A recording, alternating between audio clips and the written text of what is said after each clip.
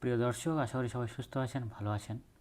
অনেক দিন আমার চ্যানেলে কোনো ভিডিও আপলোড দেওয়া হয়নি, কারণ আমি বিভিন্ন ব্যস্ততার মধ্যে ছিলাম। এক নম্বর তো আমি বাড়িতে এই মুহূর্তে নেই, বাইরে আছি। ঘর ভাড়া নিতে হয়েছিল, তার একটা সময়। তারপরে ইন্টার্নশিপ পড়েছে নিউ দিল্লিতে, সে ইন্টার্নশিপ করছি, অফিসে যেতে হচ্ছে, সেটাও একটা সময়। তো এরকম বিভিন্ন ব্যস্ততার কারণে আমি ভিডিও আপলোড দিতে পারিনি। তার জন্য আমি দুঃখিত, ক্ষমা চেয়ে নিচ্ছি। ইউটিউবে কাজ করতে গেলে নিয়মিত কন্টেন্ট আপলোড দেওয়াটাই সবচেয়ে ভালো। তো দর্শক, আজকে কথা বলবো দু তিনটে বেশ বিষয় নিয়ে, বেশ কয়েকটা, দু থেকে তিনটে বা চারটেও হতে পারে। আমি যেহেতু কন্টেন্ট লিখে নিয়ে বলি না, আমি একটু নিজের মতো করে সাজিয়ে সাধারণ সোজা ভাষায় বলার চেষ্টা করি। সেই কারণে মাঝে মাঝে একটু থেমে যেতে হয় ভিডিওর মাঝখানে। তো এর জন্য দুঃখিত, কারণ লিখে বলাটাই ভালো, কিন্তু সময় পাচ্ছি না ঠিকমতো। তো যেটা বলছিলাম, যে দিল্লি বোম ব্লাস্ট নিয়ে তো অনেক কিছু হয়েছে।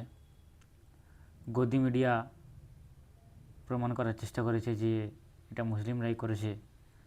পাকিস্তান, তুরস্ক সহ কয়েকটি মুসলিম দেশের অর্থায়নে এটা হয়েছে। এটা মিডিয়ার কথা, কিন্তু প্রশাসনিক কথাবার্তা অন্যরকম। শেষে তো ওদেরকে নির্দেশ বলে ছেড়েই দেওয়া হলো, কিন্তু তার আগে ওদের ঘরবাড়ি ভেঙে দেওয়া হয়েছিল। উমর নবী, শাহিন, ফারহান, যাদেরকে গ্রেপ্তার করা হয়েছিল। আসলে অজিত দোভাল কয়েকদিন আগে একটা বক্তব্য দিয়েছেন। সেখানে তার মন্তব্যের বিষয়টা ছিল যে পৃথিবীতে যত রকম সন্ত্রাসমূলক সংগঠন আছে, মুসলিমদের চেয়ে হিন্দু ধর্মের লোকেরাই বেশি। তিনি নামও বলেছেন কয়েকজনের, এবং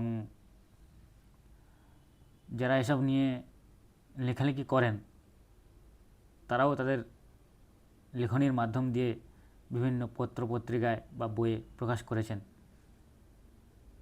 এরকম কয়েকজনের নাম। একজন ব্যক্তি তো 50 জনেরও বেশি তার কাছে তালিকা আছে, এই যারা হিন্দু ধর্মের কিন্তু এসবের সঙ্গে জড়িত, কিন্তু বদনাম করার চেষ্টা করে মুসলিমদের, কারণ জানে এরা প্রশাসনিকভাবে এদেরকে কতটা হেয় করে দেখা হয়, আর বিচারের আগেই এদেরকে গ্রেপ্তার করা হয়। এই সুযোগটা কাজে লাগিয়ে এইসব সন্ত্রাসীরা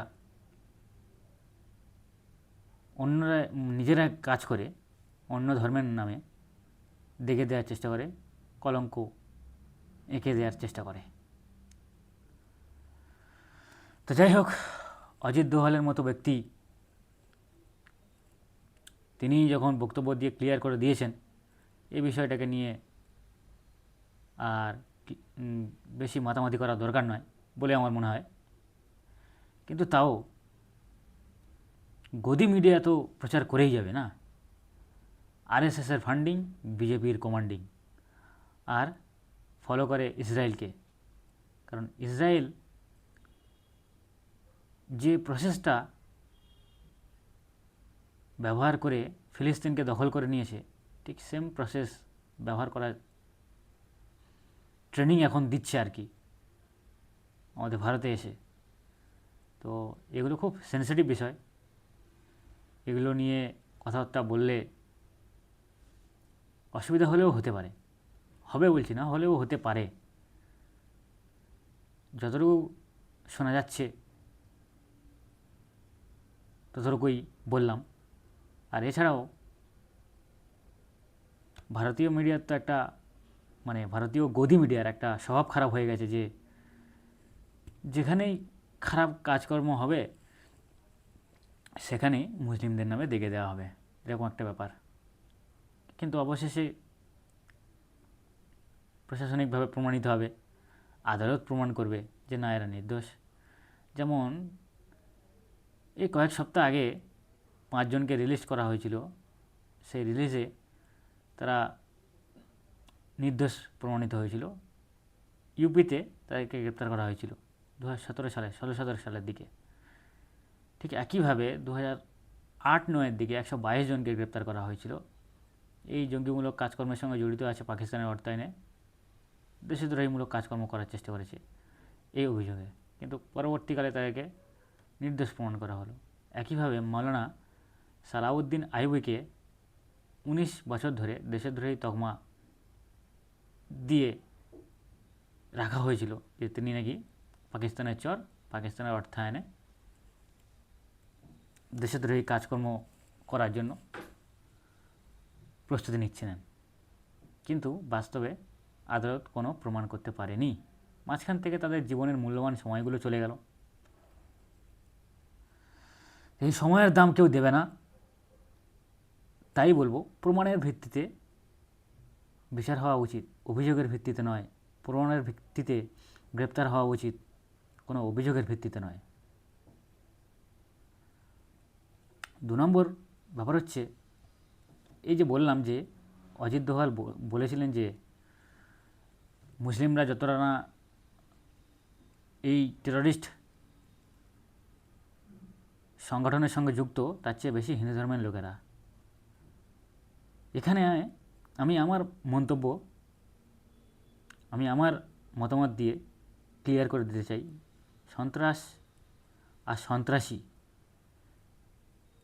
এই সন্ত্রাসীদের ধর্মই হচ্ছে সন্ত্রাস। এদের কোনো হিন্দু ধর্ম হয় না, এদের কোনো মুসলিম ধর্ম হয় না, এদের কোনো ধর্মই হয় না। এদের কাজটাই হচ্ছে মানুষ মারো বিনা দোষে, আর কিছু স্বার্থলোভী লোকেদের স্বার্থ সিদ্ধি করো টাকার বিনিময়ে। এরা কিন্তু ফ্রি কাজ করে না, টাকার বিনিময়ে কাজ করে। তো এই হচ্ছে ঘটনা। কারণ কোনো ধর্মই সন্ত্রাসের শিক্ষা দেয় না, সন্ত্রাসীমূলক শিক্ষা নিতেও উৎসাহ দেয় না। সব ধর্মই শান্তি প্রতিষ্ঠার চেষ্টা করে, সব ধর্মেতেই শান্তির বার্তা দেয়া আছে। আর সাম্প্রদায়িক খেলাটা তো বিজেপির একটা হ্যাবিট হয়ে গেছে।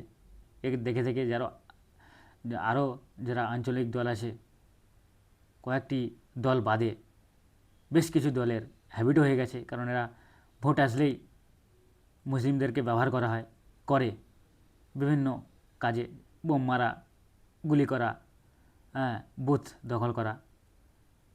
এই বুথ দখল করতে গিয়ে শেষে যারা দখল করতে বলে তাদের ছেলেরাই ডাক্তার, আইনজীবী, বিচারপতি হিসাবে, আমলা হিসাবে, বড় বড় বিজ্ঞানী হিসাবে প্রতিষ্ঠিত হয়। আর যারা বুথ দখল করতে যায় তাদের ছেলেরাই সমাজে ভূত হয়ে প্রতিষ্ঠিত হয়, আর এই ভূত হয়ে জেল ভরে দেয়। কারণ এটাই হচ্ছে যারা তাদেরকে দিয়ে বুথ দখল করাচ্ছে, যে সমস্ত নেতারা, তাদের লক্ষ্যটাই হচ্ছে এটা। যারা করবে বুথ দখল, যারা করবে তাদের ছেলেরা ভূত হবে। কারণ এরা টাকার বিনিময়ে কাজ করে, তা আবার ওই 500, 1000, 1500, 2000 একটা পার্টির পদ, এর চেয়ে বেশি আর কিছু নয় কিন্তু। ফলে যারাই করবে বুথ দখল, তাদের ছেলেরা ভূত হিসাবে প্রতিষ্ঠিত হবে, জেল ভরবে। আর তার বাবা কাকাদের করা কাজ তাদের ছেলেরাই করবে। এই জন্যই পশ্চিমবঙ্গ সহ সারা ভারতের বুকে মুসলিমরা শিক্ষা থেকে অনেক পিছিয়ে রয়েছে ইচ্ছা করে নয়, তাদেরকে পরিকল্পিতভাবে পিছিয়ে রাখা হয়েছে। আর তাদেরকে এই রকম বুথ দখলের কাজ করতে বলা হয়, হ্যাঁ, চাঁদাবাজির কাজ করতে বলা হয়। আর এসব করতেই তো মুসলিম সম্প্রদায়ের ছেলেরা একটু হিরোগিরি দেখায়, কারণ এরা মনে করে এর চেয়ে আর কোনো ভালো কাজ নেই। এই জন্য বলবো বর্তমান জেনারেশনকে, যুব সমাজকে বলবো যে বাবা কাকারা কী করেছে আর কি করছে এটা তাদের উপর ছেড়ে দিয়ে নিজে স্বপ্ন দেখতে শিখুন, আর ভবিষ্যতে সমাজকে কিভাবে পরিবর্তন করা যায় তার একটা স্বপ্ন দেখুন, স্বপ্ন আঁকুন। কারণ যদি আমাদের গৌরবগাথা ইতিহাস আমরা যদি পড়ি তাহলে বুঝতে পারবো যে আমাদের পূর্বপুরুষরা কীভাবে কতদূর থেকে কোন কৌশল ব্যবহার করে তারা তাদের লক্ষ্য অর্জন করেছিলেন। অতএব আমাদেরকেও স্বপ্ন দেখতে হবে, লক্ষ্য স্থির করতে হবে, তারপরে অর্জন করার চেষ্টা করতে হবে। আজকে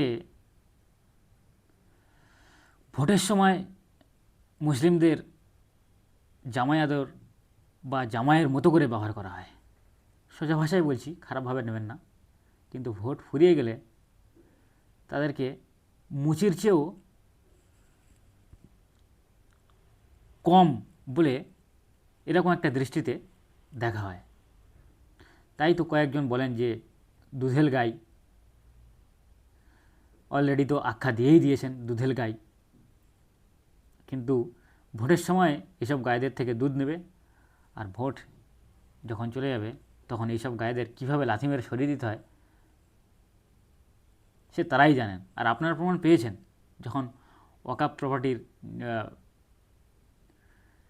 এগেনস্টে ওয়াকফ অ্যাক্ট, প্রপার্টি নয়, ওয়াকফ অ্যাক্ট 2024 এর এগেনস্টে যখন আন্দোলন করার চেষ্টা করছিলেন বিভিন্ন সংগঠন, রাজনৈতিক দল থেকে, তখন শাসক নেত্রীর বক্তব্য কী ছিল?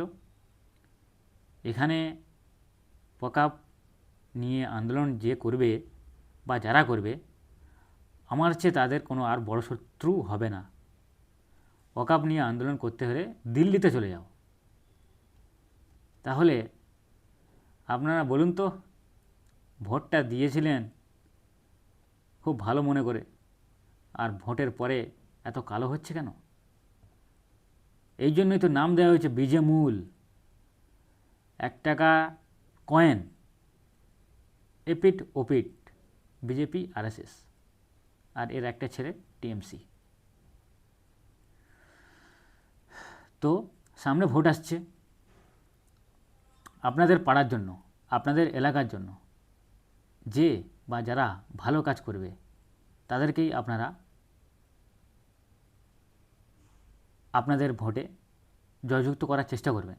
কারণ ভবিষ্যৎ প্রজন্মকে কিছু কুচক্রীরা চক্রান্ত করে বিভিন্ন বিষয় থেকে পিছিয়ে রাখতে চায়, আর তাদেরকে দিয়ে স্বাধীনতার পর থেকে যা হয়েছে, বুথ দখল করা, বোম মারা, গুলি করা,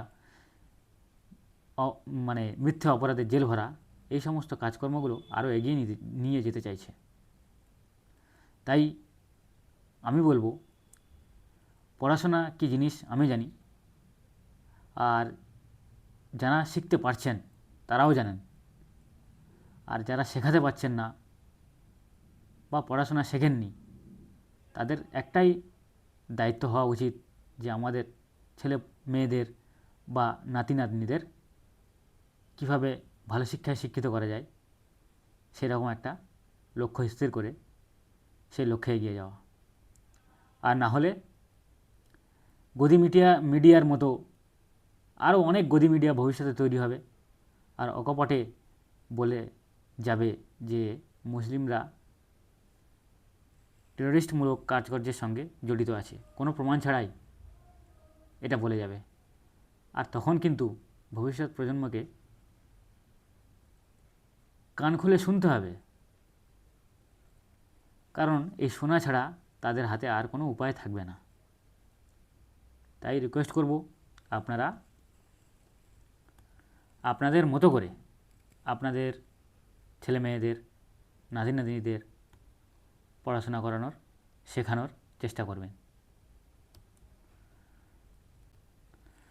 পরিশেষে একটাই কথা বলতে চাই, আমরা মুসলিমরা এই দেশের বিরুদ্ধে আগেও যাইনি, এখনও যাব না, মানে যাচ্ছি না, আর ভবিষ্যতেও যাব না।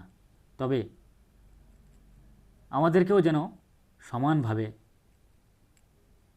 দেশের সমস্ত